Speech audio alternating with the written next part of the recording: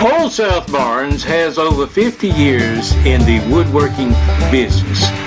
We do a lot of custom crafting using old hand tools, replicating those distinct marks that you would have found many years ago.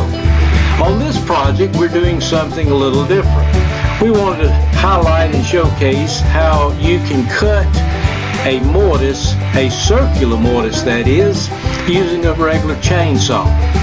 This mortise, this circular timber that we're creating, is a timber that goes right under the front ledge of our old gristmill stones.